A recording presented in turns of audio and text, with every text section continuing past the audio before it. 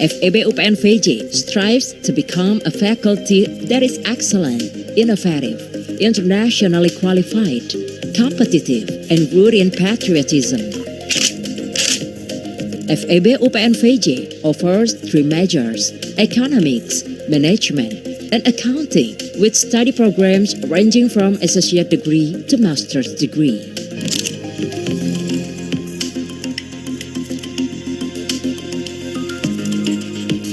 Four of the 8 existing study programs have acquired A accreditation.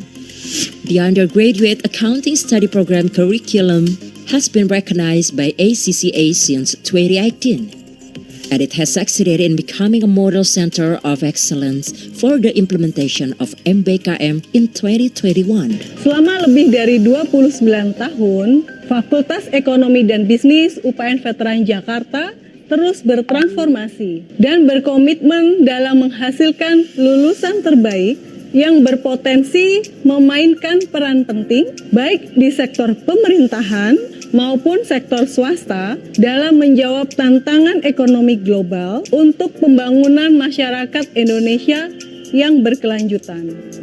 FEB UPN VJ has restructured the curriculum by implementing the outcome-based education or OBE curriculum, which means the learning curriculum the learning outcomes of graduates from learning experiences. In addition, FEB requires its students to take professional certification before choosing a career path. In 2021, there were 135 scientific papers researched by FEB UPN VJ lecturers published in reputable national and international journals. Currently, FEB UPN VJ has a Journal of Economics and Business, a Journal of Equity, and a Journal of Islamic Economics and Finance Studies. To accommodate student research, FEB UPN VJ plans to publish 4 scientific journals with an ISSN in each undergraduate study program. Furthermore, FEB UPN VJ regularly hosts national and international conferences. Kurikulum yang kami buat disesuaikan dengan perkembangan teknologi dan dunia industri. Selain itu, kami terus berupaya meningkatkan kualitas dan kuantitas penelitian dosen, berkolaborasi dengan berbagai perguruan tinggi baik tingkat nasional maupun internasional. FEB UPN VJ has educators that are competent, professional, and have high integrity in both administrative and academic services. There are 28% of permanent lecturers holding PhD degrees and teaching personnel from practitioners, including government institutions, state-owned businesses, industry, and academics from well-known universities in Indonesia and overseas. In 2022, the Faculty of Economics and Business has a professor in accounting, namely Professor Dr. Erna Hernawati, AK CPMA CA CGOP. Located on Campus 1 Pondok Labu, South Jakarta, FEB UPN VJ provides facilities and infrastructure that support the implementation of academic and non-academic activities, starting from academic and student service facilities to BI Corner. To support the lecture process, FEB UPN VJ innovates in developing digital technology that can support combined online and offline lectures with the presence of Mesh Classroom and Smart Classroom facilities. In addition, FEB UPN VJ has several laboratories, including the Sibuni Laboratory, Mini Company, Mini Bank, and Economics Laboratory equipped with digital learning tools such as SAS applications, virtual trading, data processing tools, data analysis, statistics, econometrics, big data macro and micro. Peningkatan pelayanan baik akademik maupun non-akademik dengan menciptakan pusat administrasi berbasis digital. Selain itu, kami telah mencanangkan zona integritas wilayah bebas korupsi dan wilayah birokrasi bersih dan melayani, serta pelaporan efektivitas dan efisiensi pelaksanaan program kerja. In an effort to improve services to the people of Indonesia, FEB UPN VJ offers 3 professionally managed business units, including the Investment Gallery, which provides publications and print materials on the capital market published by the Indonesia Stock Exchange, the Tax Center, which offers training and tax consultancy, the Institute for the Study of Taxes, and the Economics and Business Studies Foundation, which serves as a reference for studies and professional certification bodies such as Certified Human Capital and Certified Mitigation in Procurement.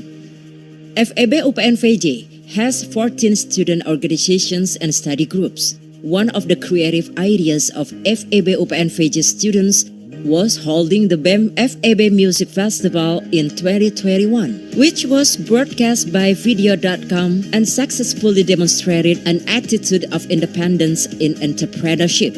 In addition, various achievements have been achieved by FEB UPN VJ students, both at national and international levels.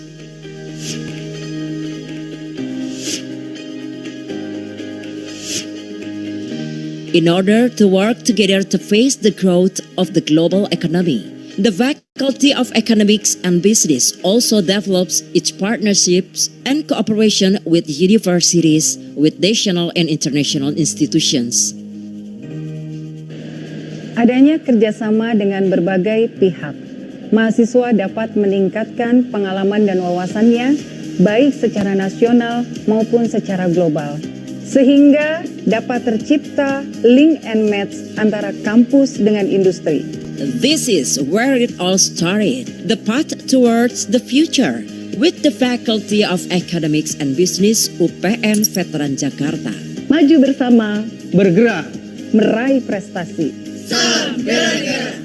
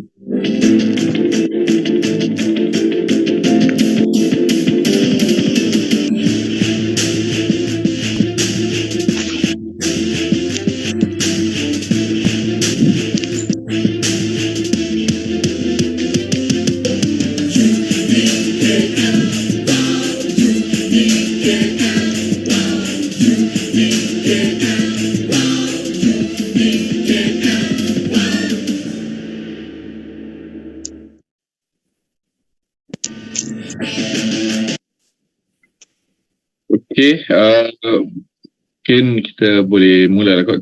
Cuma sebelum itu, Bu Lia boleh testing ni suaranya, mic-nya. Halo. Ya. Alright, boleh dengar. Okay, so kita boleh mula je. Alright. Ya, Pak, boleh. Okay. Silakan ni MC kita, Saudara Kamarul.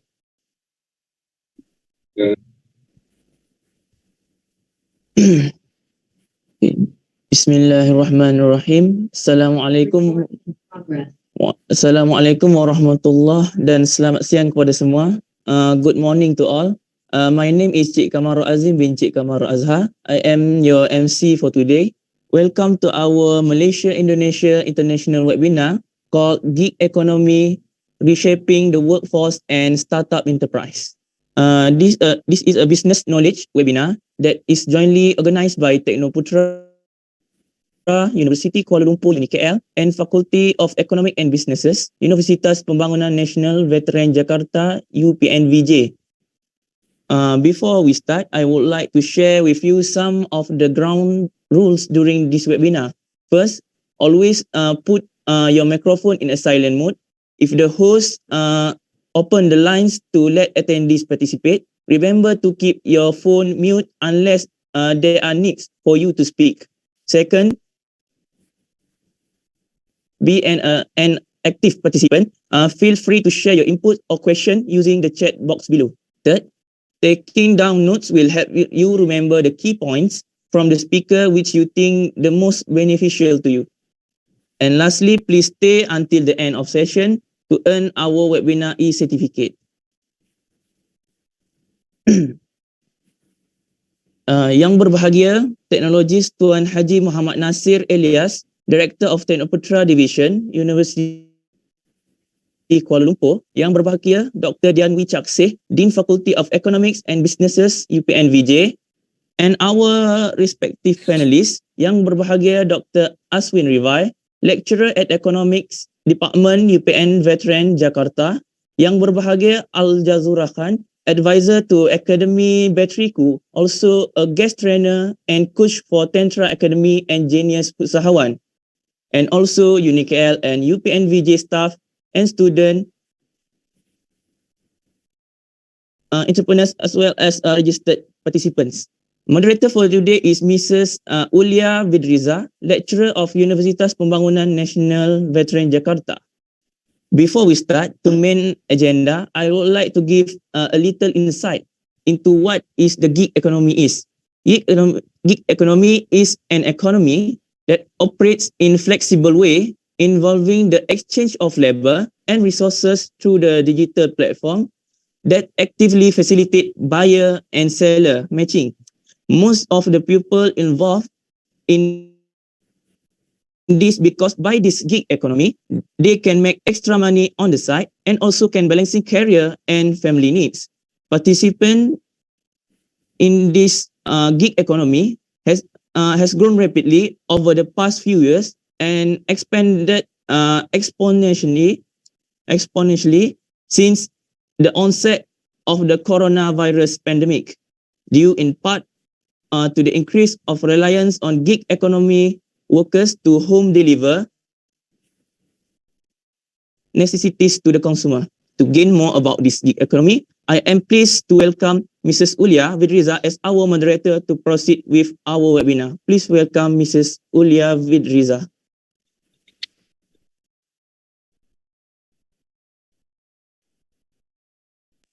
Halo, Assalamualaikum warahmatullahi wabarakatuh. Maybe saya izin menggunakan campuran ya bahasa Inggris, maybe Indonesian atau mungkin Malaysia ya, untuk mengkondisikan mungkin lebih nyaman kita untuk berkomunikasi. Baiklah, pertama saya mau menyapa dulu para narasumber kita yang sangat luar biasa. Ada mungkin yang pertama adalah saya panggil dulu Mr. Al-Jazura, atau mungkin saya bisa lebih akrab Mr. Al. Bolehkah Mr. Al? Kita sapa dulu audiensnya. Boleh. Boleh ya.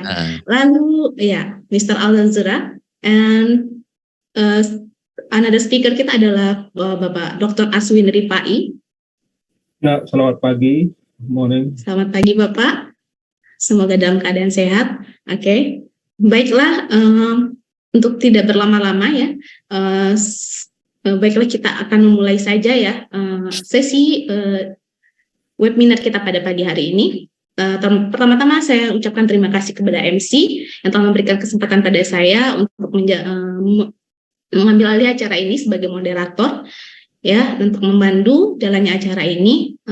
Pertama-tama saya ucapkan terima kasih atas kehadiran para rekan-rekan peserta dalam webinar kita yang pagi hari ini. Yang pertama kan adalah GiG Economy, Reshaping the Workforce and Startup Enterprise. Dan baiklah, saya juga ucapkan yang terhormat kepada para pimpinan dari Universitas Kuala Lumpur Malaysia dan juga kepada para pimpinan dari Universitas UPN Veteran Jakarta yang telah hadir dalam ruang webinar ini. Dan tidak lupa pula untuk yang berbahagia para peserta webinar pada pagi hari ini. Baiklah, sebelum kita memulai kepada pemateri ya, izinkan saya dulu ya untuk pemateri yang pertama. Itu dari Bapak Aswin Rifai. Sebentar ya, Bapak Aswin Rifai ada sebagai narasumber kita yang pertama ya. Izinkan saya dulu sebelumnya untuk membacakan CV singkat beliau ya. Jadi Bapak Aswin Rifai adalah sebagai salah satu sekarang ada sebagai salah satu rektor dosen dari Universitas UPN Veteran Jakarta ya, dari mana background pendidikannya adalah beliau adalah menamatkan pendidikan dari Universitas Indonesia dengan Bachelor of Economics-nya, lalu dari Perbanas Institute ya untuk master GiG-nya, dan doktoral programnya adalah dari Universitas Pajajaran Bandung ya, dengan bidang Doctor in Economics, Banking and Finance. Nah, dengan segala macam working experience beliau adalah beliau berpengalaman sebanyak 22 tahun ya dalam berapa bidang ya. Nah, yang lebih khususnya di sini adalah perbankan.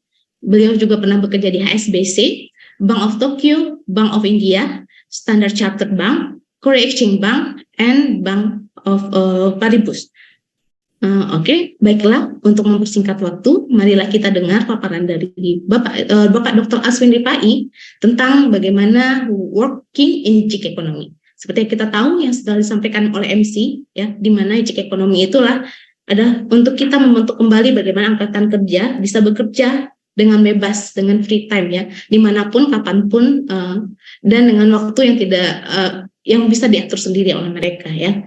Ya kalau kita istilahnya dengan bahasa Indonesia itu adalah pekerja yang manggung gitu atau magang, bekerja dalam waktu tertentu atau dalam waktu jangka pendek, sehingga mereka punya kebebasan yang lebih bebas dalam memilih pekerjaan ya, dalam menentukan waktu mereka bekerja. Nah, lalu bagaimana kita akan beradaptasi pada working in GiG economy? Nah, untuk itu marilah kita dengar paparan dari Bapak Aswin Rifai tentang bagaimana work in GiG economy.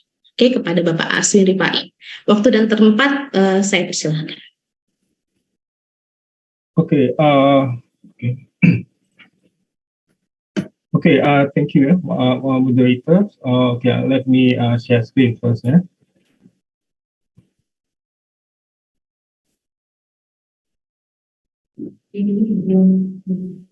Okay. First of all, I'd like to to all participants in UDKL. Yeah. So, good morning to all participants in UDKL and also participants here in UPN Jakarta. Yeah. So I hope that everybody is feeling okay today. Yeah, because we are now approaching the coming new year. Yes, we hope that next year will be better than this year. Yeah? Okay. Okay. So today I'm going to talk about work in GiG economy. Yeah? So in the first part of my presentation, I'm going to give some what is that GiG economy, what is the definition of GiG economy, and also I also going to present where is the gig economy is situated in the sphere of the economic of work. Yeah? So later on, I'll explain about that. And then in the second part, I'm going to talk about the overview, the overview or the macro aspect of the gig economy in Indonesia. And also, I'm going to talk about the legal aspect of the of gig worker here in Indonesia, and also matters related to employment right of the gig worker. Yeah? So that is things that I'm going to share you this one. Yeah? Okay. As we know that the common problem faced by worker, such as well-being and employment, so on. But the most important thing for worker is that they feel safe. Yeah? They feel they have a happiness and also satisfaction in work. So well-being is one of the challenges for the worker. The other one also is in terms of unemployment, because nowadays the company are always trying to reduce costs, for example, and then the most easiest way for the company to reduce costs is by downsizing the worker. So that is one of the challenges also for worker, and also other problems such as inequality in benefits, globalization, and then business costs also because of the rise of the inflation, and also employment right, and also digital economy. So this is a problem that faced by workers. Yeah? So now, what promotes gig economy? Yeah? So because of the emergence of the digital age, because you see now people are easy to, everybody can work everywhere and at a flexible time also, because all of this will promote gig economy. And then the thing is in terms of firms, also firm also now tend to hire short-term workers, not a permanent worker. So this is also promote a gig economy also. And then the other factor is also the short-term engagement, that employee or the worker are able to work in the short-term period, and then they can move. If they feel they don't enjoy working, then they can move to other startup company, for example. And then also the other factor to promote gig economy is the software technological change that are replacing the worker. So this is also a factor that promoting the gig economy. And also there is a slow penetration of the millennial work culture into the labor market. Now, because the labor market now tend to use short-term workers, so that is why millennials are not attracted to work in a permanent job, because of the labor market are only looking for short-term worker. So that because of that, then the millennial will choose to work in a startup company, for example. So that is why gig economy become bigger because of this trend. So that is things or factors that promote gig economy. So what is gig economy? So there are three characteristics of the gig economy. One is the fragmented work. It means that the work is given to the person in piecemeal, in a micro task, and then after that, after you finish, you complete the work, and then you get paid, for example. And then what characterizes gig economy is there's a system of the digital platform. So this is a must for the gig economy, that we should have a kind of digitalization on the activities. And then the third characteristic is the short-term contract. As we know, like a freelance work and so on. So this is the characteristic of the gig economy. And where's the word gig came from is we know that this gig word is usually used by the entertainer in the entertainment industry. For example, someone want to entertain, and they want to have a gig. So this gig word and then adopted by the freelance work. So the gig to perform a gig means to do a short-term work. So if you go see the Cambridge dictionary, the gig word is defined as people having a temporary job, separate piece of work, and then it pays separately. And then we check the Investopedia also. The definition of the gig economy is a kind of flexible, temporary, and also a freelance job. So that is the definition, and also we can call that this gig economy, or usually the kind of work is kind of like crowd work and also work on demand via apps. Later on, I will, will elaborate on this. So one thing that we should understand is that this gig economy is not a new phenomenon, because it's already ongoing for many decades, since maybe since 100 years ago, because the activities such as giving a short-term work, doing a temp work, and also activities like selling or renting house, it has been ongoing since many decades. But what makes it different today, the gig economy, is because the existence of the digitalization, because of the technology, because that technology is lowering the barriers to entry to these kind of activities.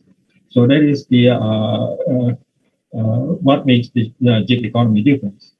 And one thing also is that sometimes because the advancement of the technology, sometimes we are not able to differentiate whether this work is a gig economy or not, a part of the gig economy. So to make it easy, sometimes we just see from the source of income, from which work they gain a biggest part of the source of income, so that based on that we can decide that their occupation or their profession is like that, for example, based on the their biggest income. So gig economy, in short, is a work it can be defined as a work transacted through digital platform. So we also need to differentiate between gig economy, sharing, and platform economy. So gig economy is something that is done by independent worker, and also it's a short-term engagement. But for sharing economy, it is different. We are sharing or renting our assets, so that is different.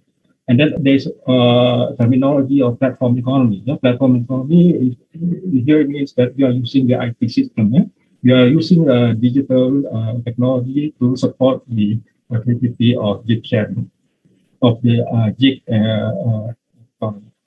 So don't mix sharing economy and gig economy. So once again, that for gig economy, we are transacting our service. We are transacting our expertise. Whereas in the sharing economy, we are sharing our asset. We sell, we rent our asset, we lease our asset, or maybe somebody else's asset.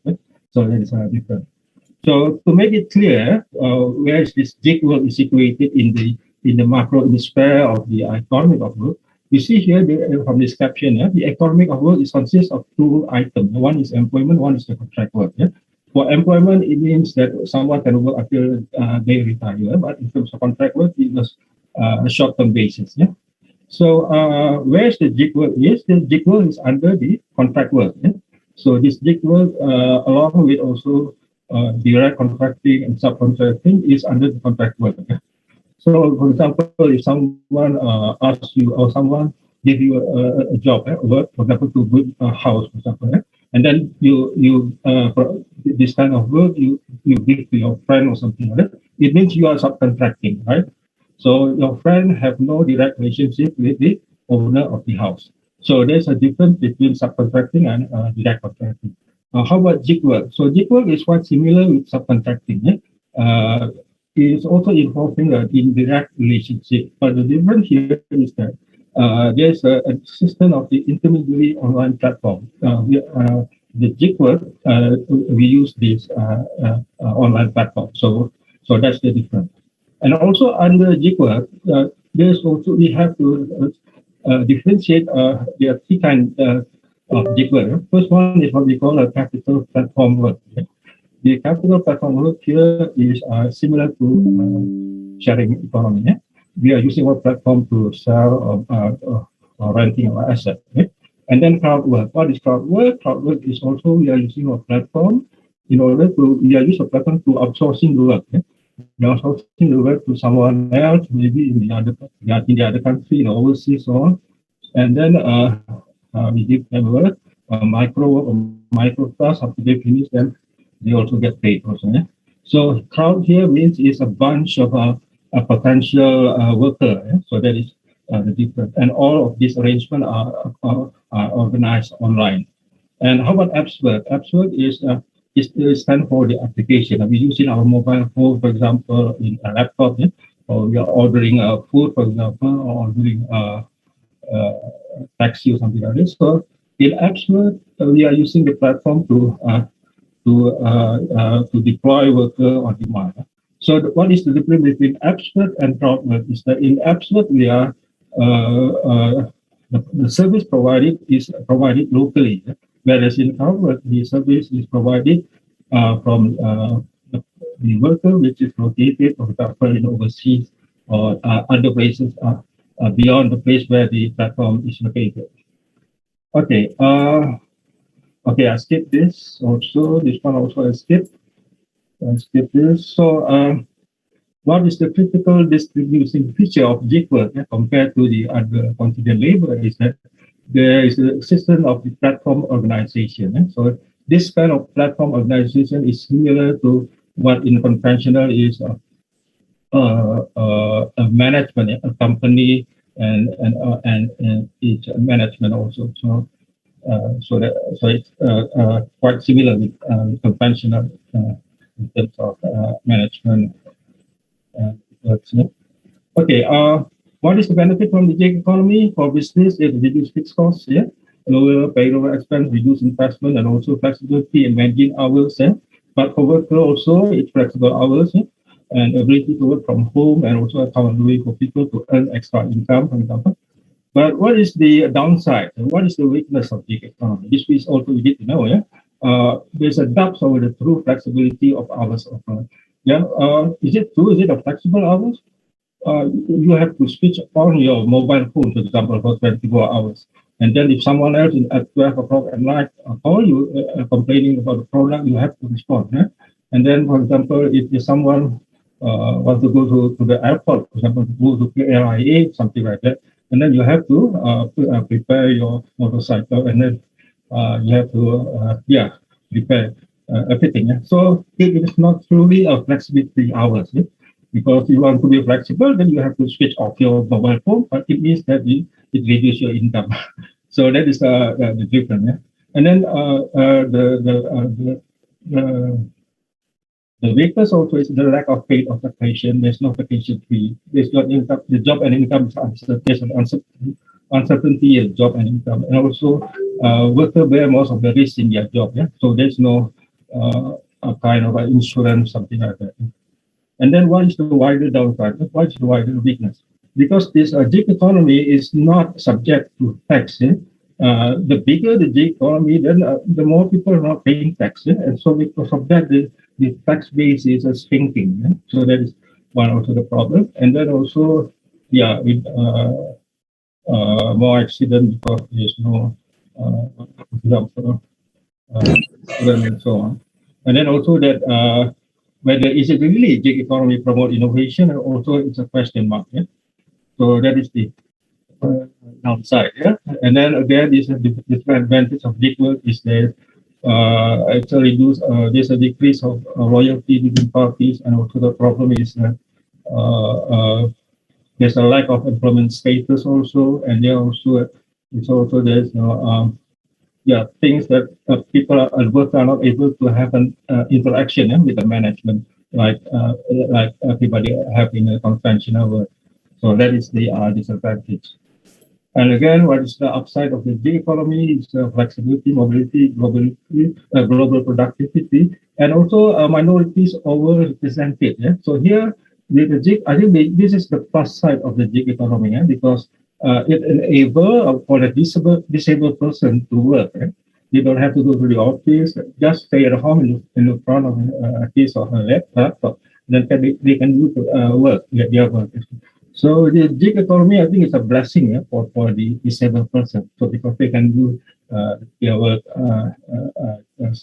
at home, for example. Okay, and then what is the downside of gig economy? Because almighty companies, the company are very powerful. If you not comply with the rule and so on, then you will be terminated. And then also lack of transparency, and there's also no clear cut between what is independent contractor or what is employee.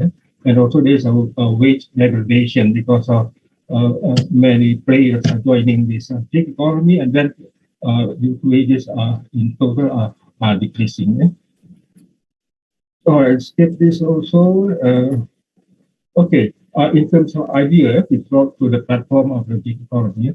The idea is not, it did not need a big idea, something like invention like Einstein, or for example, invention by Edison or something like that. Just a small, a simple innovation is very appreciated in gig economy. So something that make you work more effective, more efficient is that one is very appreciated. So actually, okay, there's some.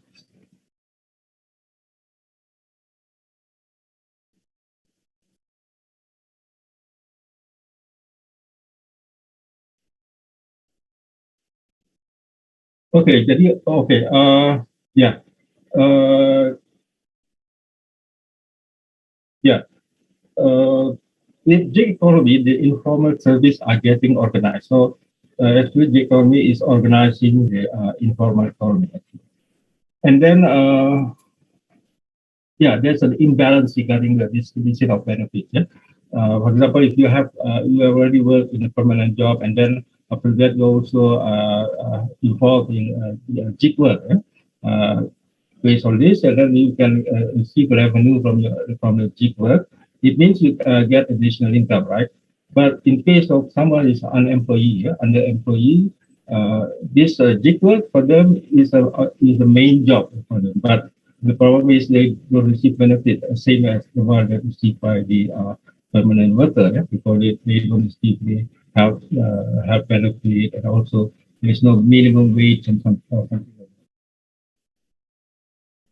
So, okay, we talk about the digital labor in Indonesia. Right? So, according to Graham, what makes people do becoming a digital labor because of their unemployment and underemployment that causing people to work as a digital labor. And also, Indonesian government are very appreciating this gig economy because it's really significantly reducing the number of employment and underemployment. And there are two matters regarding the unionization.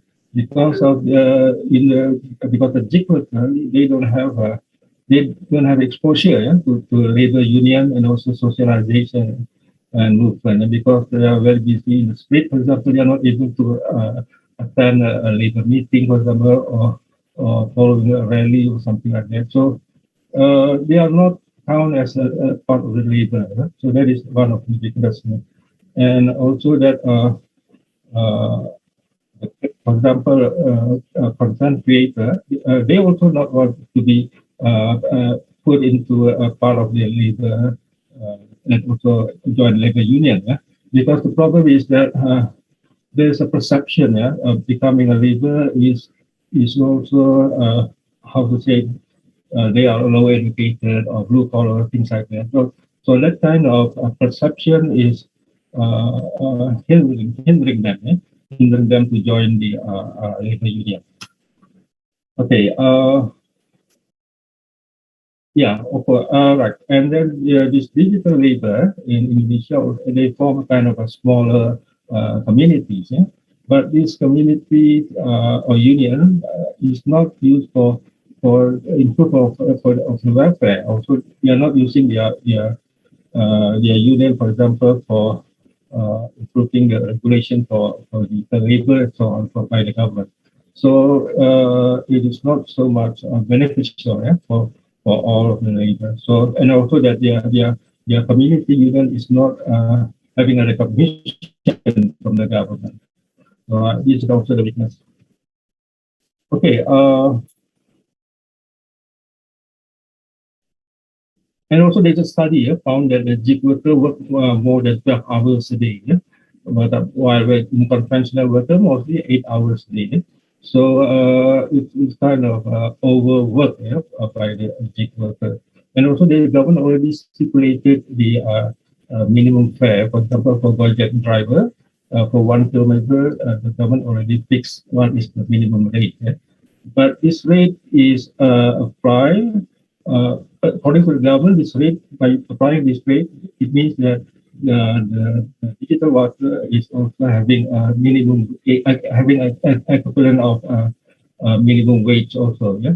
So that this, for example, this digital worker should work at least 100 hours in a month in order for them to have an equal minimum wage of professional labor. But if you see that these online drivers are not able to work 100 hours a month, because why? Because they have to compete with other online drivers, right? So the number of working hours is less than 100 hours. So as a result, that their income per month is less than minimum wage. So that's also the problem. Okay. Okay, this is just a study that already the economy has a potential to reduce unemployment in Indonesia. And one more thing is tax on gig worker. Yeah? There's no tax regulation on gig worker. And also there's a low tax literacy for a gig worker. So what can government do, for example, is to apply some kind of single tax tariff, to apply a final tax tariff. So there will be no double counting tax, for example. And then also to perform ongoing education and socialization on tax to all gig workers. And then the third one is also ensure that the taxation on gig worker is not counterproductive. Yeah? So government must ensure that the tax applied is not going to hindering or the growth of this gig economy. So there's a dilemma in the legal status, and also that in terms of partnership, the partnership that being applied for the gig worker doesn't have any legal standing. So the legal regulation on this is taken. So it needs to be improved. So I think that we need to learn from other countries, from Spain, from other places. Okay. Okay, I'll skip this.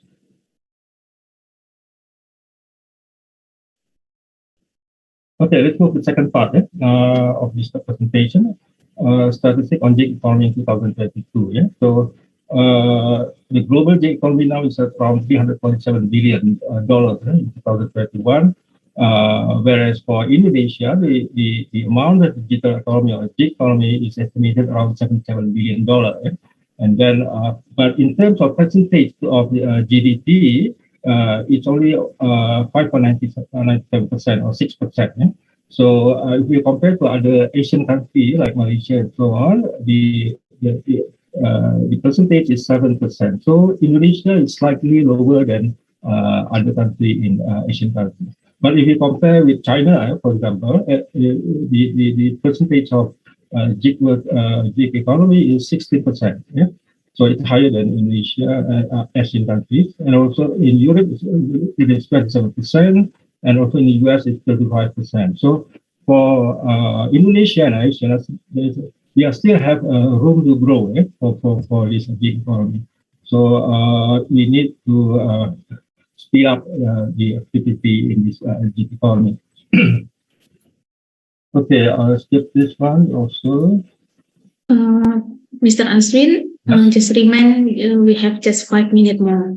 Okay, I just skip here. Okay, so here Indonesia is in the fourth rank in terms of startup company, the numbers of startup company compared to other countries. And then if we see here, Indonesia is ranked in 19, Gojek. If you compare the 20 biggest unicorn in the world. Right? But now Gojek already merged with Tokopedia. The name now is Goto. Goto. This Goto asset is around 20 trillion rupiah. Yeah? So I think it's almost catching up with Grab Singapore, or maybe exceeding Grab asset. This is also the list of the unicorn, Decathlon. Now Decathlon goes with asset more than $10 billion, like Moto, and then also Bukalapak is a unicorn. It is still between 1 billion to 10 billion. And here we see in the right-hand side, this diagram, and we see here Gojek. Gojek have a asset of 17 billion. It is higher than our national flag carrier Garuda. So it is, you can see here how the growth is quite fast. Okay, let's skip this. In Asian countries, we see that the number of internet users in Indonesia is 194 million, but so it's the biggest is Indonesia. But in terms of digital presentation, digital penetration, we see here that only 71%. So it's lower among the lowest in the Asian countries. Okay, in terms of funding, GoTo, after this both company already merged, the asset is totally 18.5 trillion. So here in the right hand side, we see here the expand of the business of Gojek. Yeah? Here, Gojek is acquiring also company in India and also several company in Uganda also. So it's still expanding until now. Okay, the startup in Indonesia started in 1988, but Gojek itself started in 2009, and then also Tokopedia and so on. But if you can see here that most of the unicorn have a long-term history. So those who already company that startup company that has been more than almost more than 15 years, then all of them are become a giant now. Okay, in terms of the spread of the startup, mostly are in Jakarta area, and some biggest one is in the East Jakarta, in Surabaya. In terms of startup, which is demanded by investor is fintech, and then e-commerce and so on. Okay, I'll skip this. In terms of level of experience, for the one working in the startup company, mostly intern, mostly a newcomer. So only small amount is have experience. And in terms of education, we see here mostly a bachelor degree, university graduate, and only some part high school graduate. Okay, I'll skip this. So what is the problem faced by the startup in Indonesia? Mostly the problem is the funding, funding and also human resource. And then the third one is regulation. So now also the problem become bigger because of the situation of global economy, because people tend to place their fund not in the startup here in Indonesia, but place their fund in, you see, to the other countries, the US or so on, because the increase of the Fed fund interest rate. So they are not placing the fund on startup. In terms of the percentage of startup which can be lost, how long it lasts, we see here that most of the startup have only 4% of the startup can be lost until the second year, and then only 3% until the third year, and only 9% until the fourth year. So the competition is very, very fierce, very, very keen competition. So that is the situation. So what is the top 20 reasons of a failure? Mostly because no market need. For example, we have to understand what product or what kind of service that are required by our surrounding. That is, we need to learn. We need to analyze. So that is one of the top reasons why the startup is failed. Right? And then also ran out of cash. Now the problem of the startup is to run out of cash flow, for example, because cash flow is very important. That needs to be maintained. So that is the top reason why startup is failed. Okay, I just skipped that. Okay, how can you survive in gig economy? First thing, you have to know your purpose. You have to pursue something that is more aligned with your value or your interest. And you should have a purpose for what you do here in this gig world. And then the second one, you should create a routine. You should choose a working hours that you feel you will be more productive, for example. And then you also have to determine your rate, not too high, not too low, but it should be appropriate to your expertise level, your skill also. So that is you need to understand. And also you need to organize your finance. You have to monitor your income and expense so you can manage your funding properly. And then you have to be prepared with uncertain time. You have to make sure that you have emergency fund, for example. And then you also have to improve your management skills, because now you don't have a boss. Your boss is your client and so on. So you have to manage your client. And then also you need to do networking also. This is very important because you have to meet someone with some talented person and so on. You have to do the networking. So to become to be a good gig worker, you have to be for example established from the beginning, never sell yourself short, and also you should have a perseverance, resilience, and also discipline. Yeah? So that is the tips to become a gig worker. And what step to be taken ahead is that because now Indonesia have a multi-billion-dollar startup, but the problem is there's no trickle-down effect to those who are staying in the marginal communities. Yeah, that is the problem. Because like in China, for example, you know why the startup in China now has been we never heard about Alibaba anymore or something like that, because there's regulation in China. There should be a common prosperity, so that if you are too rich, for example, you have to share it. So I think that it should be applied also here in Asia, in our country. And also the problem of categorizing whether employee or independent contractor, it should be clear. This one also need to be formalized. And then also, okay, I think this all have been discussed earlier. So I think this after we have all this requirement, then it will ensure us that we will have a strong voice as a gig worker after we fulfill all these requirements. I think that's all I want to share with you. But if there's anything coming up, I think we can discuss it during the Q&A.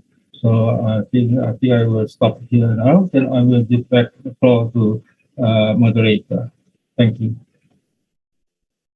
Terima kasih Bapak Aswin tentang materinya atau pemaparannya tentang bagaimana gig ekonomi itu bekerja pada saat ini, di mana sangat diminati oleh sebagian besar para pekerja ya, baik di Indonesia ataupun mungkin di dunia. Walaupun banyak juga sisi positif atau sisi negatifnya dari kita masuk ke dalam gig ekonomi.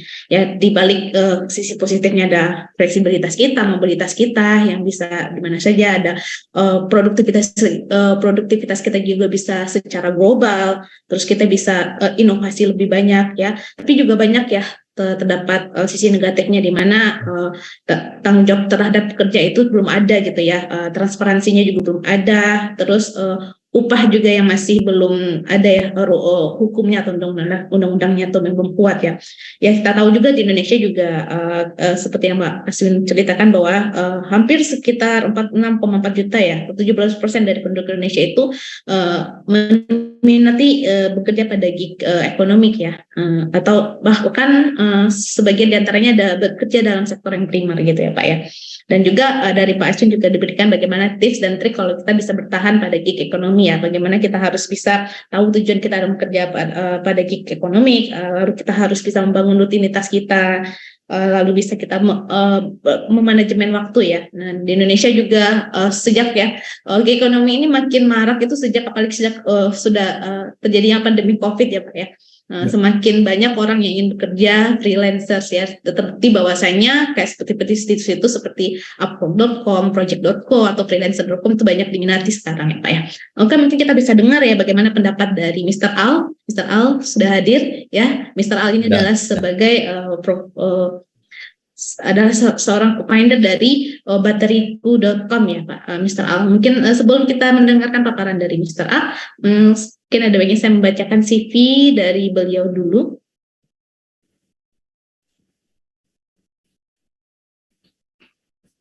CV ya Mr. Al Jazura, CV-nya ya Mr. Al Jazura Khan. He's an advisor from the Academy Bateriku, as also guest trainer and coach from the Tantra Academic and Genius Usahawan.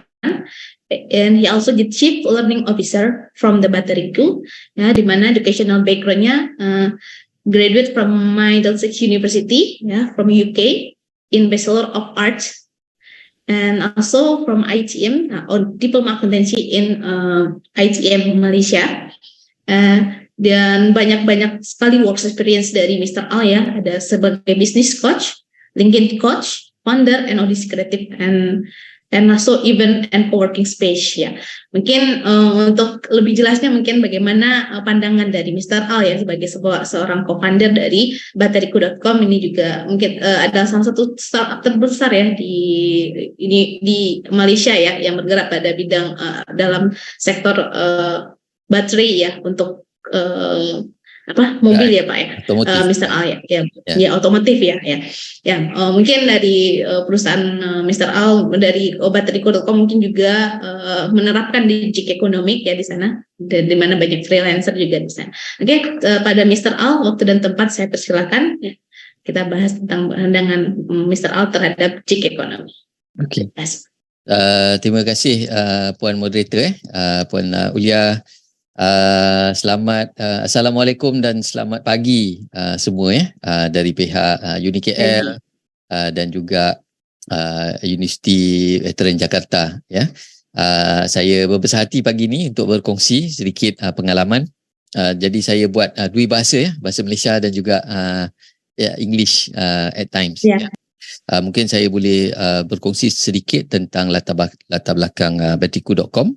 Saya ada presentation, short presentation saya akan kongsikan. Tapi betul macam saya setuju dengan Pak Aswin tadi. Ini gig economy ni satu perusahaan atau satu segmen dalam ekonomi kita yang semakin berkembang. Macam Pak Aswin cakap tadi, di Indonesia sudah 17 juta, di Malaysia sekitar 5 juta baru. That means Indonesia lebih kurang 4 kali ganda. Dan persentasenya di Malaysia dah about 30%, tapi di Indonesia kecil kan, walaupun jadi di Indonesia tu kita nampakkan peluangnya tu semakin atau jauh lagi besar, jauh lagi besar. Jadi bateriku.com memang melaksanakan operasinya menggunakan bantuan GiG, bantuan GiG ekonomi. Kita lebih kurang sekarang ni lebih kurang ada dekat 1,000 orang gig workers yang kita dah train, dan dalam ekosistem kita ada sekitar 300-400 orang yang menyokong perusahaan kami melalui gig ekonomi ni ya. Jadi mungkin saya perkenalkan sedikit tentang bateriku.com, apa sebenarnya yang kami buat. Jadi permulaan bateriku.com ni memang kita fokus hanya kepada bateri, hanya kepada bateri, tapi selang beberapa tahun tu kita sudah masuk space atau vertical yang sedikit berbeza, iaitu membantu kereta-kereta breakdown dan juga linkkan diorang dengan bengkel, dan juga kita dah buka kita punya marketplace, kita panggil bazar lah, kita panggil bazar. Jadi VC bateriku.com kita nak menjadi connected roadside assistance nombor 1 di Malaysia. Jadi maknanya kalau di Malaysia ni ada beberapa unicorn juga, contohnya Kasem. Kasem juga berada di Indonesia. Jadi Kasem ni beli jual kereta, beli jual kereta. Jadi mereka ni duduk di permulaan dan di akhir. That means beli kereta dan jual kereta. Jadi kita ni duduk di tengah-tengah untuk memastikan satu keseragaman atau satu pengalaman vehicle ownership experience yang smooth lah. That means kalau kita beli kereta, nanti satu hari mungkin kita nak jual kereta, tapi dalam kita menggunakan kereta mungkin kita ada keperluan untuk pergi ke bengkel, mungkin kita akan mengalami situasi di mana bateri kita problem atau kita menghadapi breakdown. Jadi kami nak dominasi di pertengahan tu, memberikan satu pengalaman customer experience yang terbaik lah. Jadi saya akan kongsikan satu video ringkas supaya tuan-tuan dan kawan-kawan semua boleh nampak sedikit latar belakang bagaimana bateriku.com bermula ya. Bateriku.com aspires to disrupt and digitalize the battery, breakdown, and bengkel market via technology, innovation, and sharing economy. We first started out with batteries in the B2B space by becoming vendors to some of the largest car makers in the country and premium supplier to the nation's telecommunication and energy conglomerates. 2014 has been our major milestone, where we start to venture into B2C market with our own demand services, offering end-to-end battery replacement solutions. We are Batteryco ecosystem of mobile technicians or B-heroes, licensees or B-preneurs, and our merchants or B-buddies. Since 2017, we have successfully recruited and trained more than 600 B-heroes, sharing more than 10 million ringgit of commission payout to our network nationwide. There are more than 100 B-preneurs representing our brand across Malaysia, opening up more opportunities for Malaysians to venture into entrepreneurship and improve their standard of living. The B-Buddy program is a collaboration between Batteryco.com with more than 1,000 merchants and workshop operators, providing connected roadside assistance solutions to car owners across Malaysia. We have established Batteryco ecosystem that offers nationwide sales, after-sales, and warranty support. To date, we have rendered awesome customers experience to almost 1 million car owners across the nation. Batteryco.com advocates sustainable environment by recycling, reconditioning, and re-energizing scrap batteries under Go Recon initiative. Our in-house technology platform, coupled with business intelligence and innovation, are the backbone of our business operations, seamlessly connecting and streamlining our back office, 24-hour contact center, and the vast network of Batteryco ecosystem all over Malaysia. Moving forward, Batteryco.com will integrate its ecosystem with existing super apps, digital marketplaces, and any services with customer-facing apps, expanding our products and services further, and at the same time, adding values to the partnerships. We are Malaysia's #1 connected roadside assistance solutions provider. We connect the dots: battery, breakdown, Bengkel, plus bazaar or marketplace. This is Batteryco.com. Beyond batteries. Jadi itu sedikit perkembangan sedikit latar belakang tentang Batteryco.com.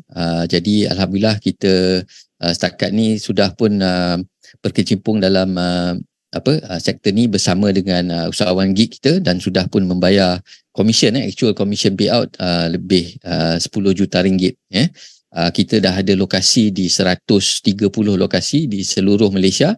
Dan kita juga berhajat satu hari boleh berkolaborasi dengan rakan di Indonesia. Jadi untuk mereka yang ada di dalam ni, kalau kata mungkin ada minat ataupun mungkin ada cara untuk bagaimana menyambungkan kolaborasi antara Malaysia dan Indonesia, kami juga berbesar hatilah untuk mendengar. Jadi sekarang ni memang kita sudah bersedia untuk berkembang di luar Malaysia. Tapi yang macam tadi Pak Aswin cakap, kita perlukan beberapa sokongan ataupun pilar dalam organisasi kita.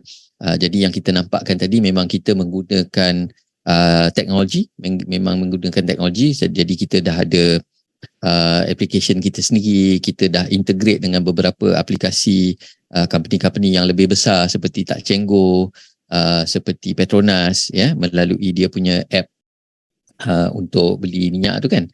Jadi kita dah buat yang itu. Kita juga ada call center, di mana kita boleh memberi sokongan kepada customer kalau mereka call apa semua.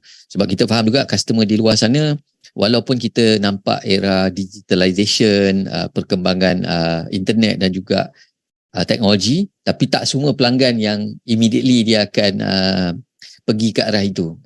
Jadi kebanyakan customer dia masih perlukan bantuan, especially kalau emergency. Dia tak download app masa tu, dia call juga. Jadi kita perlukan ada sokongan di situ juga. Jadi untuk rakan-rakan di Indonesia, saya nak tunjuk satu video, paparan satu video office kita, gambaran office kita, dan juga kawan-kawan di Malaysia mungkin satu hari kita boleh buat tour lah, physical tour. Boleh jemput datang ke office Batteryco.com. Jadi saya tunjukkan satu video pendek. Ini pejabat kami.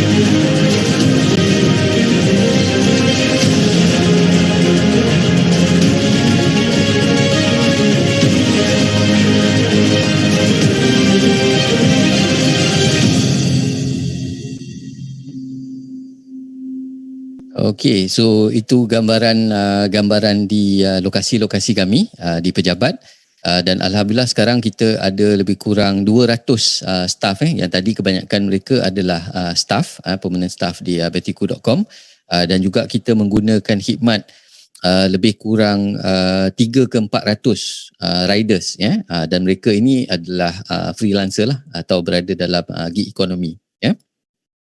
Kami melakukan latihan kami lakukan latihan yang terperinci supaya apa yang kita buat, usaha yang kita buat ni boleh dikembangkan, boleh direplicate. Kita alhamdulillah dah juga set up satu akademi di mana kita modulkan pembelajaran kita supaya mudah untuk kita buat training. Dan kita boleh replicate. So contohnya kalau kita bekerjasama, kita memang ada kolaborasi dengan UniKL, terutamanya bahagian otomotif. Contohnya kalau kita pergi ke Indonesia lah nanti satu hari kan, jadi kita dah ada modul-modul kita. Kita dah ada modul-modul kita di mana kita boleh bawa modul-modul kita dan kita boleh mulakan latihan. Jadi yang kita perlukan sokongan, contoh dari pihak Indonesia adalah tenaga pengajar mungkin, tenaga pengajar, mungkin tempat untuk buat pembelajaran. Jadi kita dah siapkan modul-modul pembelajaran supaya kita boleh bantu mereka untuk percepatkan bukan saja pembelajaran tapi juga peluang untuk menjana pendapatan. Kita juga sudah pun melatih lebih kurang 100 usahawan. Tahun ni kita sudah ada 130 lokasi dan kita plan untuk buka lagi 100 tahun 2023 ni. Ini lokasi-lokasi di seluruh Malaysia termasuk Sabah dan Sarawak. Mungkin insyaAllah tahun depan kita boleh kembang ke Indonesia, mana tahu.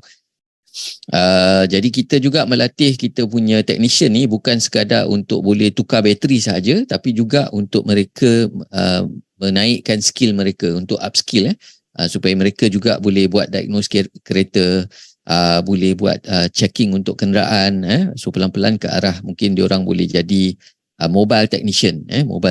Jadi kita juga registerkan kita punya modul ni dengan JPK untuk mendapatkan akreditasi dari pihak Jabatan Pembangunan Kemahiran, JPK. Kita juga berkolaborasi dengan orang-orang bengkel dan juga tow truck, sebab kadang-kadang bila situasi emergency ni mungkin customer telefon kita mungkin bukan masalah bateri, jadi kita perlu juga connect kepada bengkel-bengkel dan juga tow truck supaya kita boleh memberi khidmat yang tercepat lah kepada pelanggan-pelanggan yang mungkin menghadapi masalah di jalan raya. Jadi kita punya network of tow truck dan bengkel lebih kurang 2,000 dah sekarang, close to 3,000. Kita juga banyak buat roadshow dan kita perkenalkan kepada bengkel-bengkel tentang apa servis-servis yang kita boleh bantu mereka. Contohnya kalau dulu bengkel ni kena buat dia punya customer, contohnya ada customer datang bengkel, bateri dia problem. Jadi mungkin dia tak ada simpan stok, dia beli stok, dia pasangkan. Tapi yang problem untuk bengkel ni, diorang mungkin tak boleh nak servis customer ni kalau customer itu breakdown kat luar. Sebab diorang sibuk kat bengkel kan? Jadi apa dia boleh buat? Melalui kita punya app juga dan melalui kita punya program, kita pastikan kita boleh coverkan warranty tu untuk customer mereka. Jadi kita mudahkan usaha untuk owner bengkel tadi. Dia boleh servis customer dia, tapi kalau ada breakdown di luar, kita bantu. Dan juga kita ada juga satu lagi rakan kolaborasi di mana kita membuatkan workshop management system. Workshop management system di mana kita bantu menaikkan dia punya IT infrastructure supaya bengkel-bengkel ni boleh fokus kepada operasinya, dan dia punya administration dan dia punya benda-benda financial and all that, kita yang tolong handlekan melalui apps kita lah. So ini kita punya bazar yang sudah pun kita naikkan.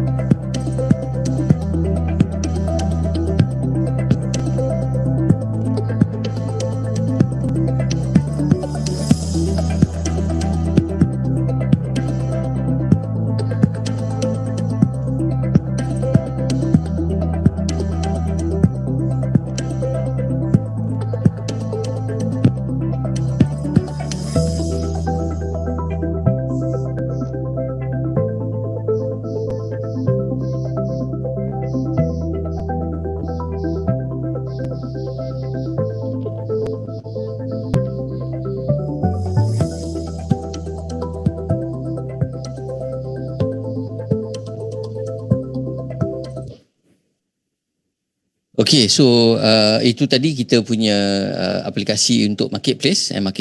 So kira macam Shopee lah, tapi untuk barangan otomotif. Kita punya marketplace atau kita panggil bazar, sudah pun live, tapi kita sentiasa dalam proses untuk upgrade lah. Kemudian kita ada call center yang beroperasi 24 jam 365 hari. Kita lebih kurang ada 50 staff yang berada di call center, menjalankan 3 shift.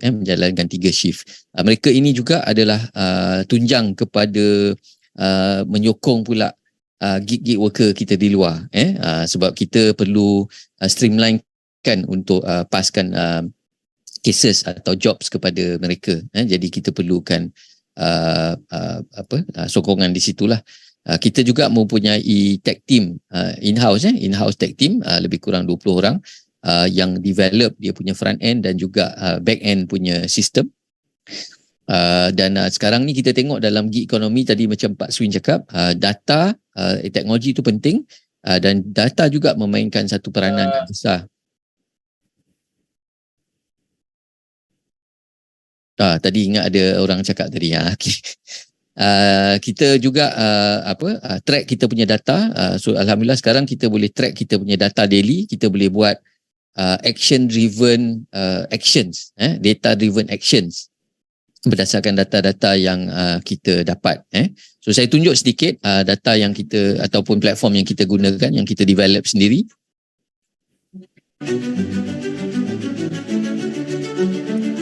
So kita boleh tengok kita punya daily sales.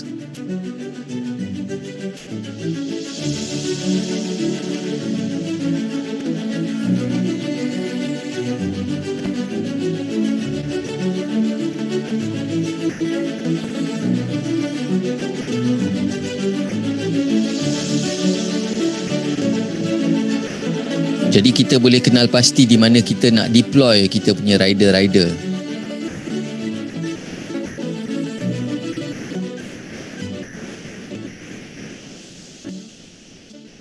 Jadi kita juga boleh kenal pasti kita punya rider-rider, lokasi rider-rider kita secara live juga. Jadi data-data ini mainkan peranan yang sangat penting lah untuk membantu operasi. Kita lebih kurang sekarang ada 7 variasi brand bateri, untuk kebanyakan lah, I would say 90% kereta kita boleh supply. Dan juga untuk kita punya B2B customer, kita juga menjalankan BPO sebagai call center untuk beberapa syarikat insurans, dan juga rental car. Kita juga ada roadside assistance, dan juga kita ada enterprise to enterprise menggunakan kita punya API platform. Okay. Jadi memang kita ni sangat besar dalam berkolaborasi. Jadi kalau kita ada rakan kolaborasi di Indonesia, kita memang sangat alu-alukan jugalah Jadi itu saja sedikit presentation tentang latar belakang kami dan bagaimana kami beroperasi bersama dengan dalam gig economy ni dalam sektor otomotif, terutamanya dalam membuatkan servis menukar bateri dan juga bawa mereka kepada bengkel-bengkel. Okey, so saya serahkan balik kepada puan moderator kita. Kalau ada soalan boleh kita kongsikan nanti. Nanti saya boleh letakkan link juga, link kepada video tadi di dalam chat lah.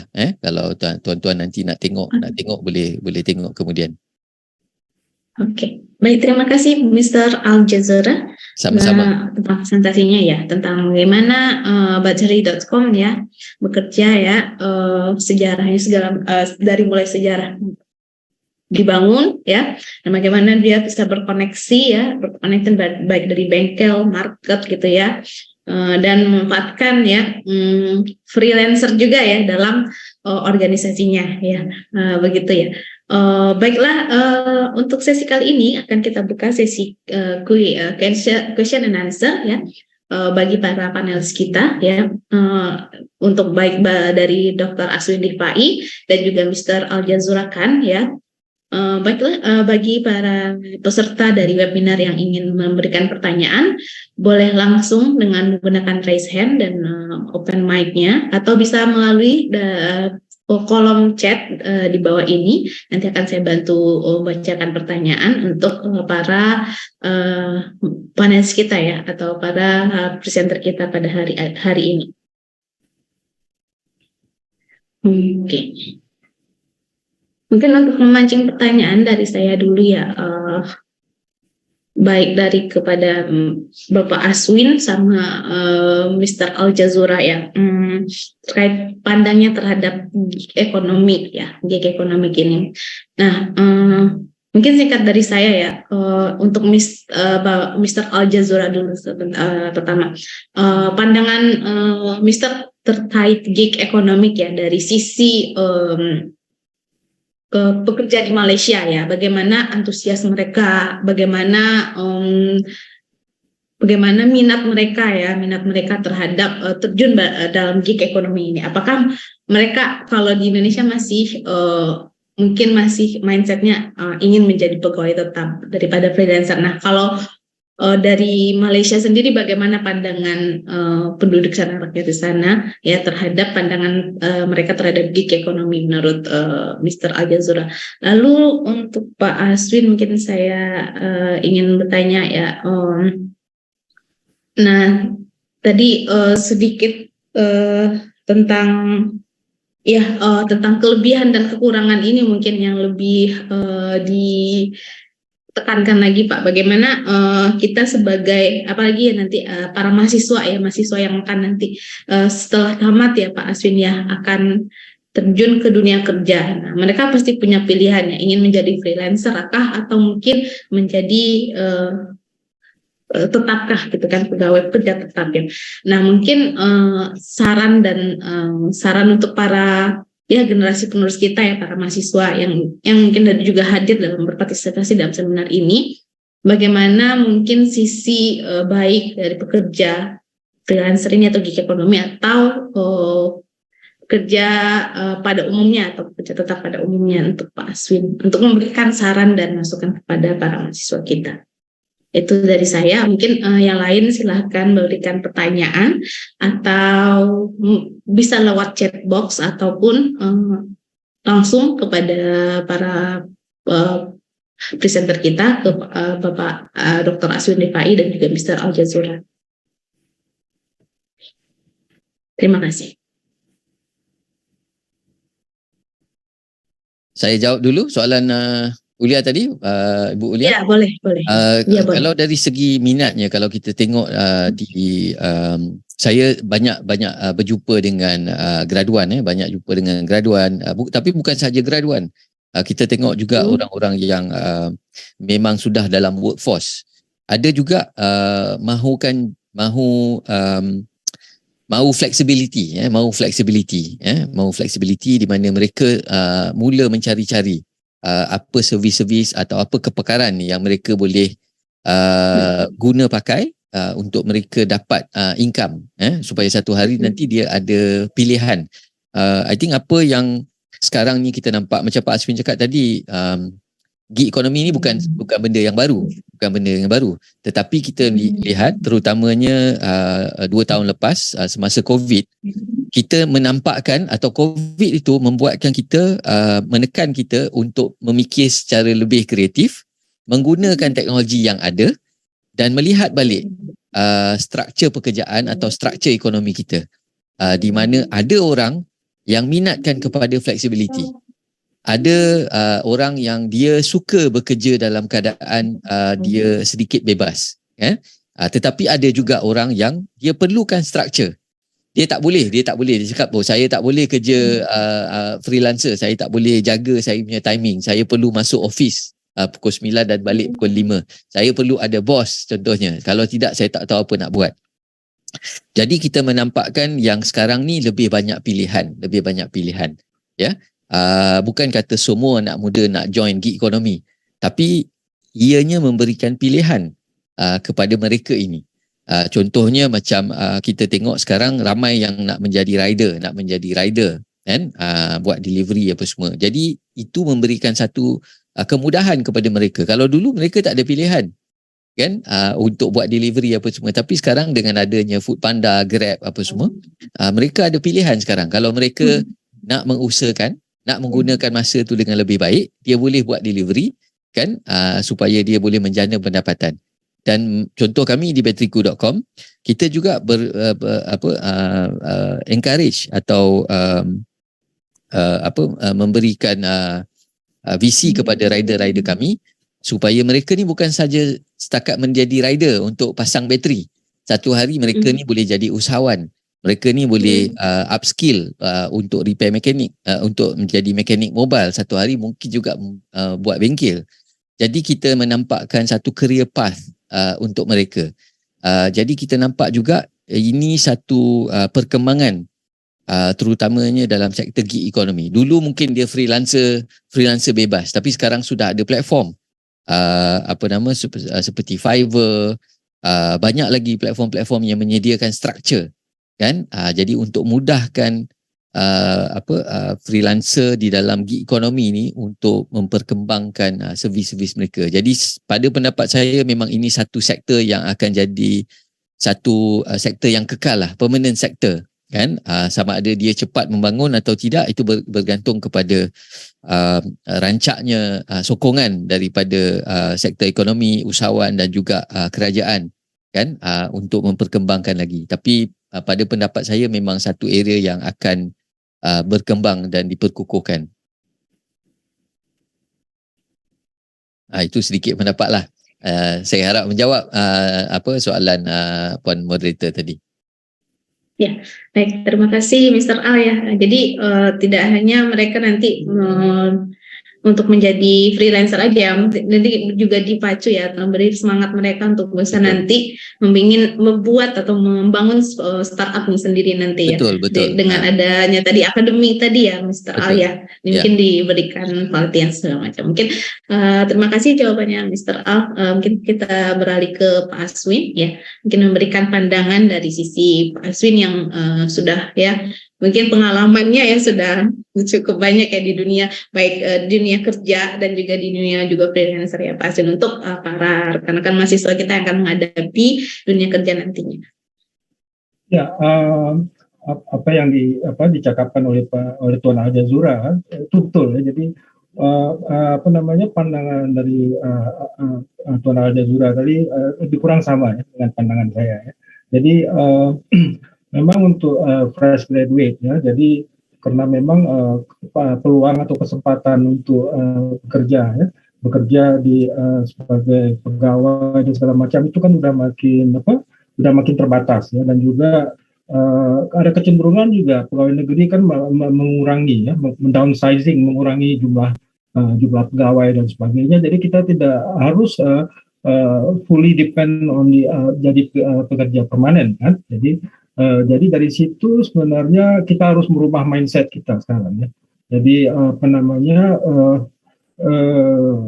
apa namanya harus punya pilihan lain. Jadi walaupun kita tidak punya expertise untuk menjadi seorang entrepreneur, atau misalnya kita tidak punya jiwa kita itu nggak untuk misalnya bekerja sebagai entrepreneur, tapi at least kita coba gitu ya. Jadi di samping kita juga apply misalnya untuk bekerja sebagai permanent job, tapi juga kita coba melakukan untuk bekerja melakukan gig work gitu, seperti yang simple aja mungkin. Jadi itu bisa mungkin menjadi kita punya talent yang mungkin belum terlihat kalau kita tidak mencoba gitu. Jadi menurut saya ya tetap harus kita coba gitu ya untuk bekerja sebagai di startup company ini. Jadi biarpun sekarang di Indonesia startup company itu kan udah tumbuh ya, udah mulai tumbuh berkembang ya. Terus akhir-akhir ini katanya banyak yang di PHK dan sebagainya. Tapi itu sebenarnya PHK itu bukan karena faktor resesi, bukan karena faktor global, itu lebih karena faktor internal ya. Jadi kenapa di PHK sebenarnya itu karena dia lebih kepada efisiensi daripada budget daripada perusahaan itu sendiri sebenarnya. Jadi bukan faktor daripada global gitu ya. Jadi mungkin itu karena disebabkan karena startup company itu terlalu misalnya merekrut orang pegawai dengan gaji yang besar sehingga cost-nya tinggi segala macam, sehingga akhirnya terpaksa di PHK sebagian. Tapi itu bukan berarti startup itu bangkrut atau tidak bagus. Tetap startup akan tumbuh terus ya. Makin tahun itu akan makin besar dan kesempatannya makin banyak ya, karena inovasi kan berjalan terus ya. Jadi kalau menurut saya ya buat semua ya mahasiswa fresh graduate ya tetap harus mencoba untuk bekerja sebagai gig worker, dan juga di samping dia juga apply untuk permanent job. Nanti akan terlihat di sana di mana passionnya ya. Passionnya di mana? Apakah sebagai gig worker atau sebagai employee? Jadi that we can find out how it's going ya. Jadi seperti itulah. Saya kira itu yang perlu yang dipahami oleh fresh graduate terutama. Oke. Oke, terima kasih untuk Pak Aswin atas jawabannya. Oke, jadi bagi rekan-rekan mahasiswa, jadi intinya kalian juga harus temukan ya passion kalian. Apakah jadi pekerjaan itu tidak hanya bekerja sebagai pegawai tetap ya, jangan kayak kita bercita-cita seperti itu. Mungkin dunia gig ekonomi atau freelancer ini kedepannya akan lebih banyak diminati ya Pak daripada pekerja tetap ya, karena kita akan bisa mempunyai waktu yang lebih fleksibel di sini. Oke, baiklah, di sini ada salah satu pertanyaan lagi dari Mr. Zaid Ul Abdin ya di kolom chat ya. As gig economy is flexible ya, it allow people to stop working abruptly as well. By looking at the data at the bateriku.com, what is current labor turnover at the company, meaning how many percent riders quite in a year, and what are the measures the Bateriku is taking to reduce the labor turnover ya. Jadi bagaimana turnover pegawainya dari bateriku.com kan? Apakah setiap tahun sangat banyak gitu, gara-gara ini rata-rata ada yang sebagian besar adalah freelance juga ya, Mr. Al ya. Mungkin Mr. Al bisa memberikan tanggapannya. Okay, thank you very much Pak Zain for the question. It's a very good question. It's also a very unique position that we are facing. So contohnya sejak daripada COVID, sejak pada COVID. So kita tengok ada perubahan sedikit. So contohnya di kala COVID 2 tahun tu, staff di bateriku.com semuanya kerja mereka tidak tergugat kerana kita diberikan kebolehan untuk beroperasi. Jadi kita mampu untuk kendalikan bisnes seperti biasa. It was business as usual. In fact, there was growth. Sorry, Mr. Al, Mr. Zain is a foreigner. Perhaps you can reply in English. Alright, no problem. Okay, so we saw a very interesting trend the last couple of years, especially during COVID. During COVID, we were able to continue to operate.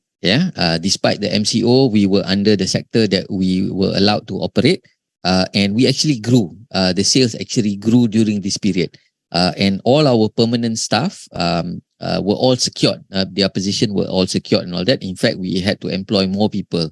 And at the same time, during that period also, we saw a growth trend in people wanting to join our sector.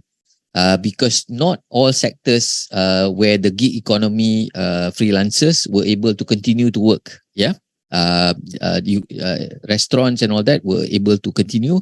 So the riders who do delivery, food delivery and all that were able to continue. Yeah. And we were in that same position as well.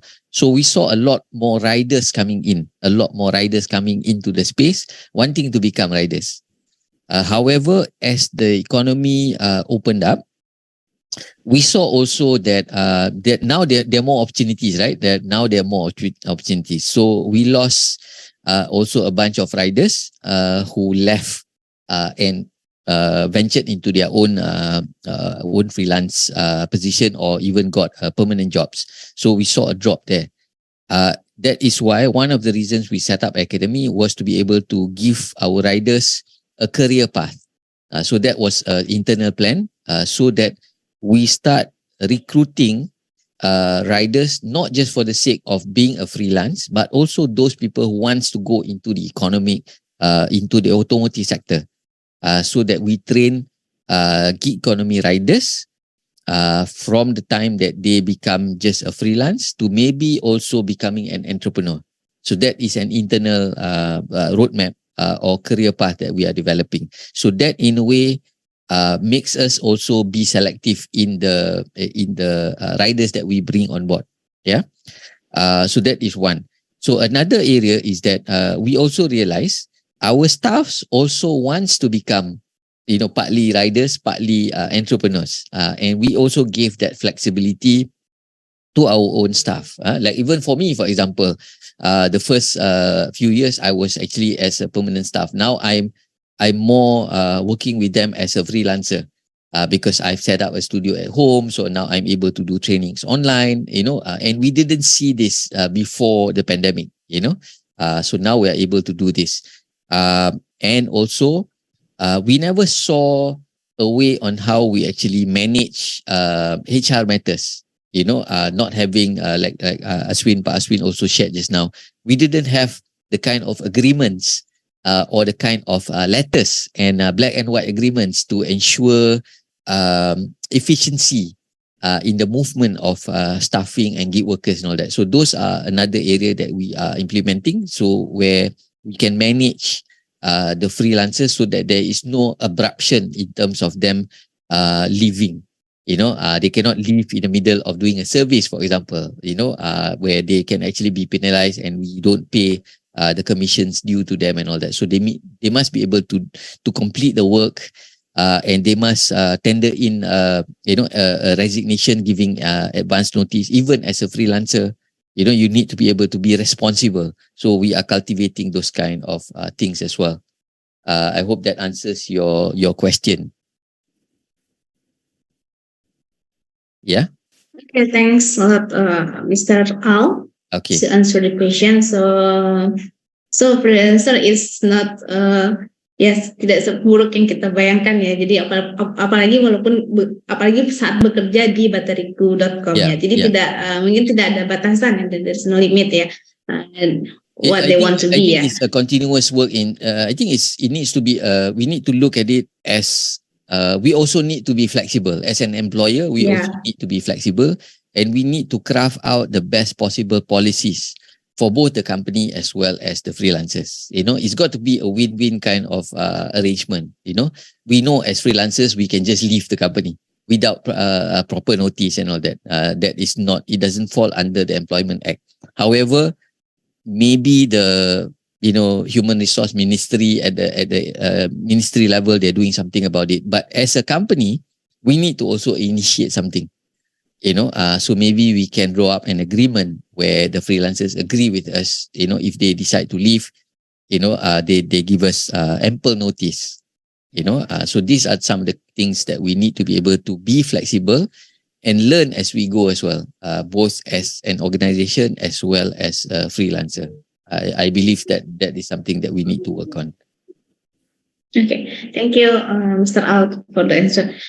Maybe we have the last question. Kita ada punya pertanyaan ya, kasih kesempatan terakhir pertanyaan buat para audiens pada webinar kali ini ya. Sebelum kita mengakhiri sesi dari question and answer.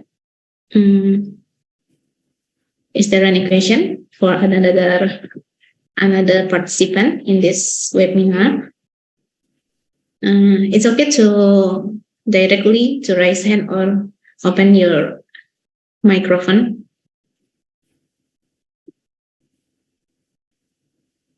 We're waiting for another question from the participant, maybe from Indonesia.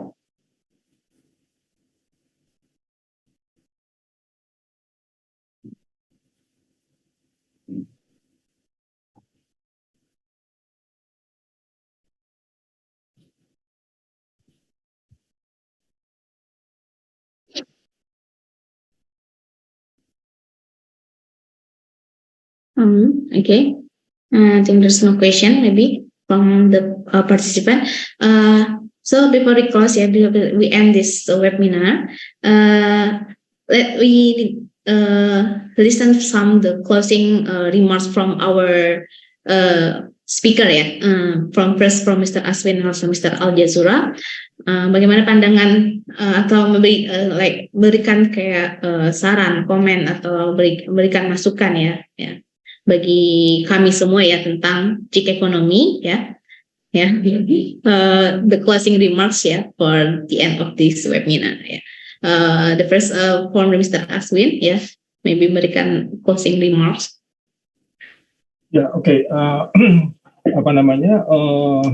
Jadi dengan GiG economy ini sebenarnya kesempatan untuk bisa berkarya untuk bekerja itu lebih terbuka. Jadi memang ke depan kita akan makin banyak perkembangan pertumbuhan tambahan penduduk dan sebagainya akan terjadi disrupsi dan sebagainya. Jadi GiG economy ini merupakan suatu peluang yang paling baik bagi semua calon-calon pekerja ataupun bagi mereka yang ingin untuk lebih mengaktualisasikan dirinya Jadi menurut saya kita tetap support untuk GiG economy ini. Jadi confidence tetap bisa berkembang untuk selanjutnya. Saya kira itu aja yang akan saya sampaikan. Terima kasih Pak Aswin. Again, the closing remarks from Mr. Al Jazura. Okay, thank you. Sekali lagi saya mengucapkan terima kasih kepada pihak UniKL dan juga Universiti Veteran Jakarta kerana memberikan ruang untuk berkongsi. Saya pada pendapat saya GiG economy ni adalah seperti mana yang saya cakap tadi, satu sektor yang akan berkembang and it's going to be very interesting to see the development over the years. Kita nampak we see a lot of development in the startup culture where a lot of people, a lot of young entrepreneurs, they want to do all this startup disrupting whatever is existing and all that. They have a louder voice.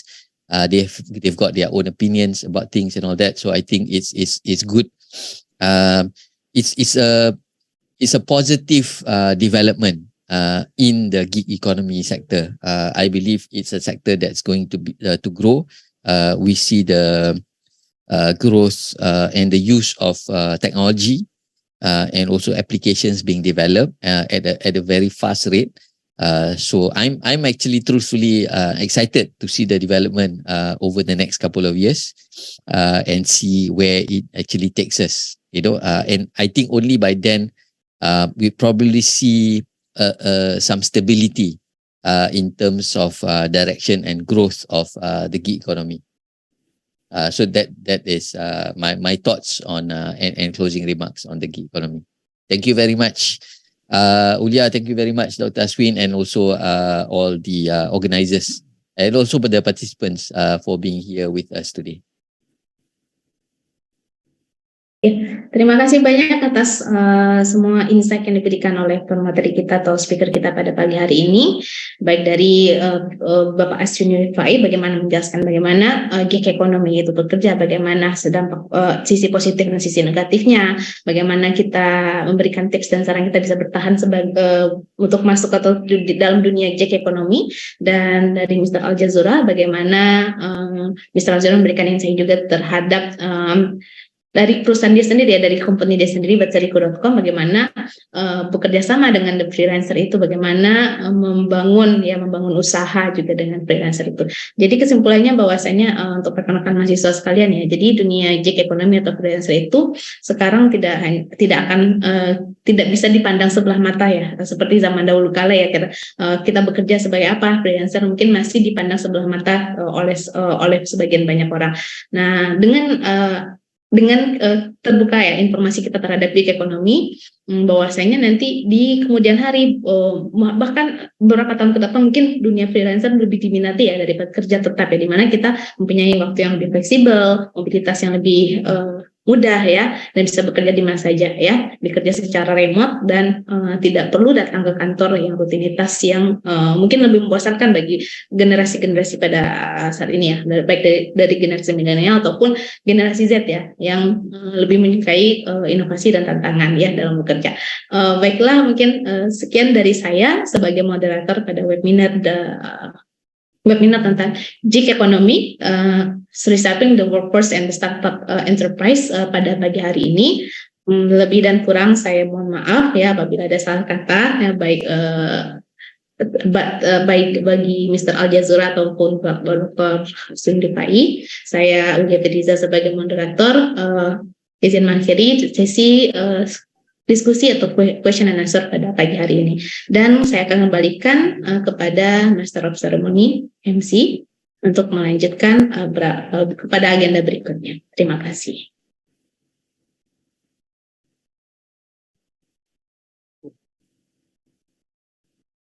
Thank you very much kepada moderator and all our support finalists. Terima kasih juga kepada para peserta webinar yang tekun mendengar dan setia sehingga ke akhirnya. Tahniah. Before we end our session, let us make way for closing speeches. First, I would like to invite Yang Berbahagia Dr. Dian Wicaksih, Dean of Faculty of Economics and Businesses, UPNVJ, to deliver her speech for this program. Please welcome. Yeah. Thank you, MC. Sorry, can you hear my voice, everybody? Okay. Well, thank you for the response, Mr. Al-Jazura. Okay. Assalamualaikum warahmatullahi wabarakatuh. Good morning, ladies and gentlemen. Greetings, and Yang Berbahagia, Director of Technology, Director of Technoputra, UNIKL. He is also as my brother, right? Dr. Muhammad Nazir alias. And greetings to all board member of Technoputra and UNIKL colleague. Greetings also to our beloved colleague from UNIKL, especially Dr. Nasrul and Ms. Azura. And I would like to say greetings also to all vice deans, all department and study programs board member of UPN Veteran Jakarta. And I would also to say hello to all speakers, moderators, and participants. Especially I would like to say thank you for the speakers. That was an interesting and great presentation from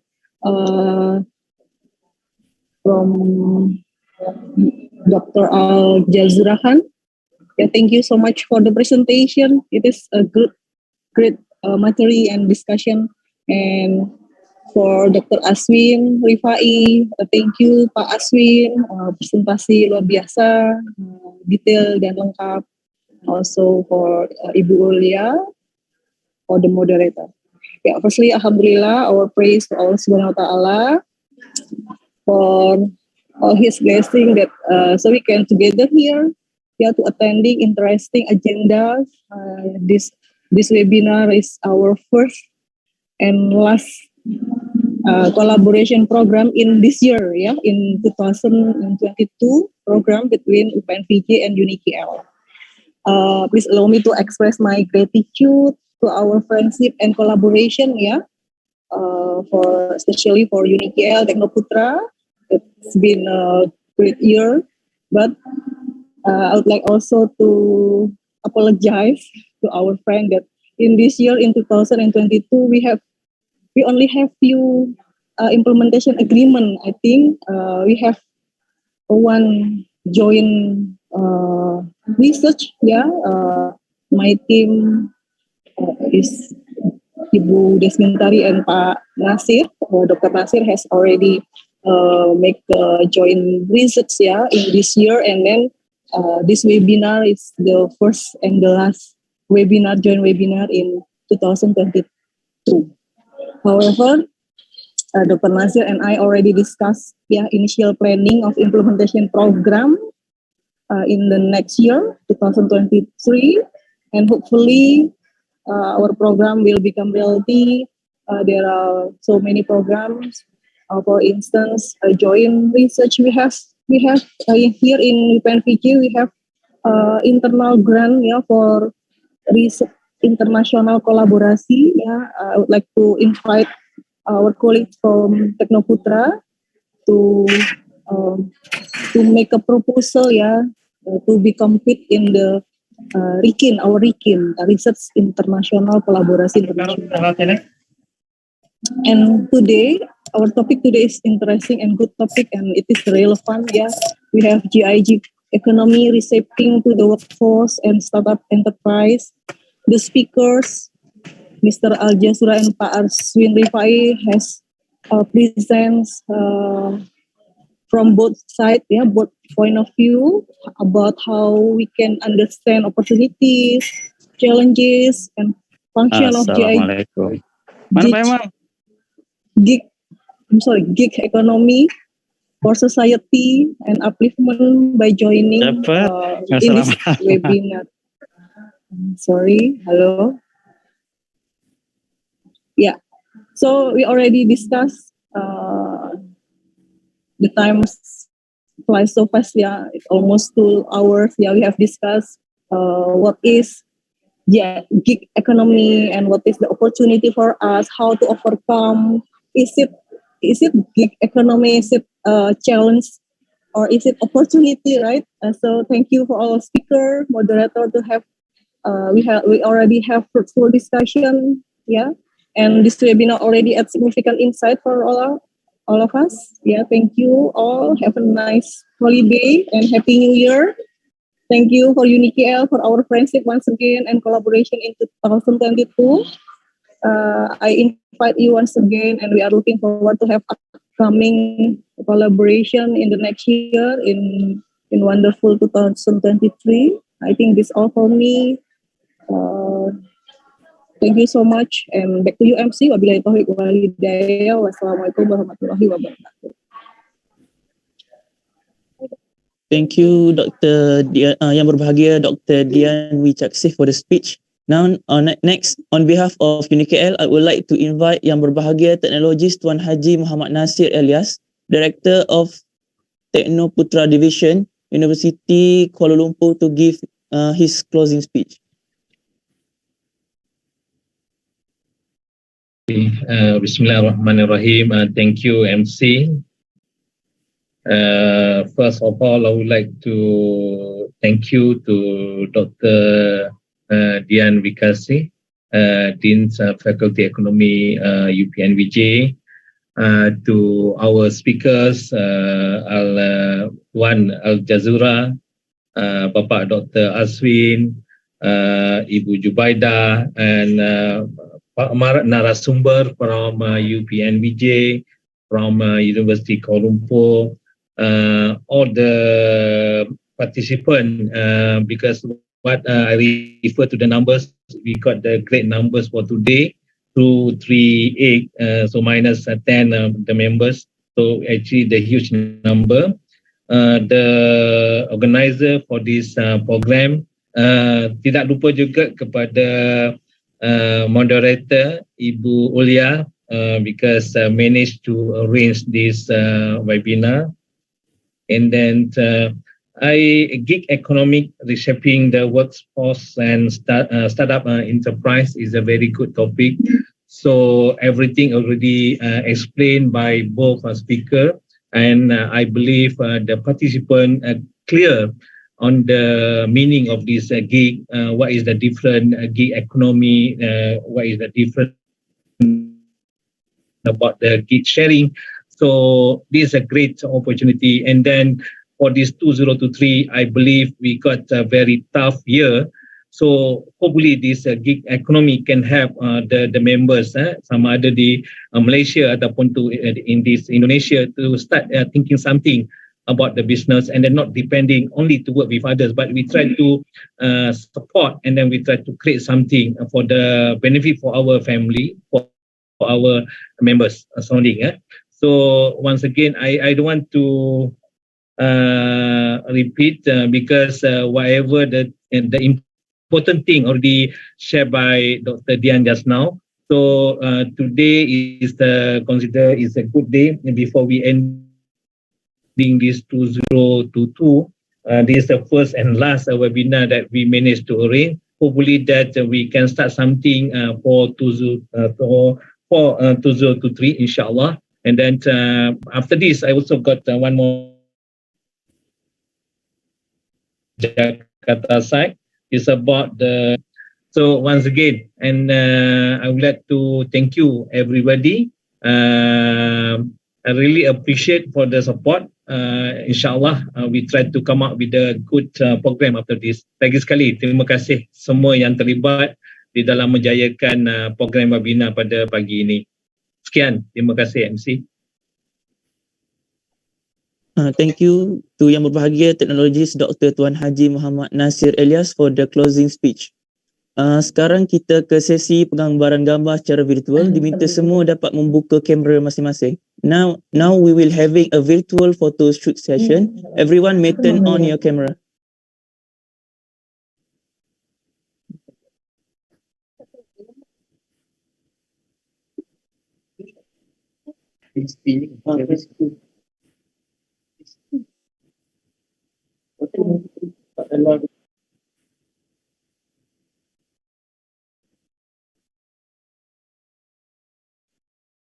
Okay, 1, 2, 3.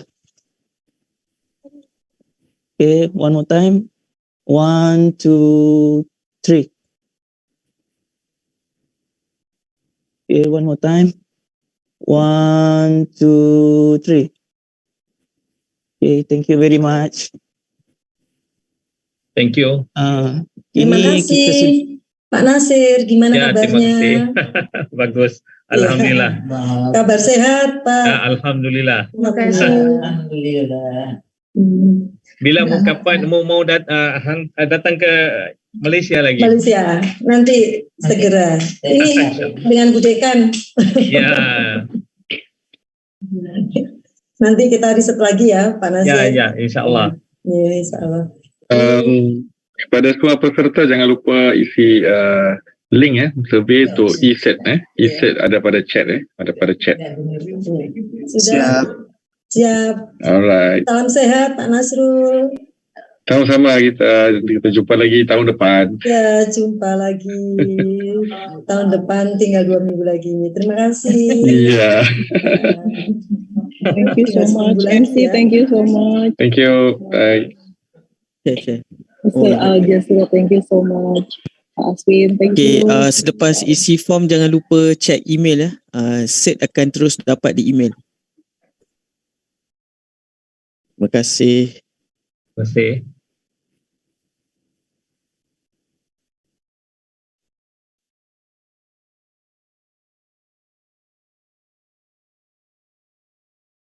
Thank you everyone for joining us today. Have a nice holiday.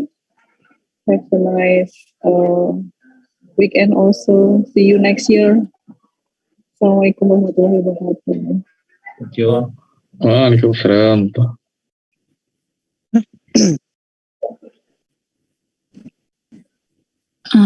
Assalamualaikum.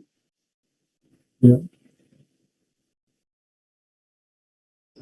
Hello. Waalaikumsalam. Saya nak tanya kalau ada yang recording tadi boleh. Recording nanti kita akan emailkan link YouTube dekat semua. Okay. So nanti boleh tengok balik. Alright. Masuk malam ni Masuk malam ni? Recording tu kat YouTube. Recording ni sebenarnya dia dah siap ada dah dekat YouTube ni. Kejap lagi kita boleh email terus. Alright. Di YouTube. Alright. Okay, thank you. Alright. Bapak Ibu saya izin leave. Terima kasih. Terima kasih.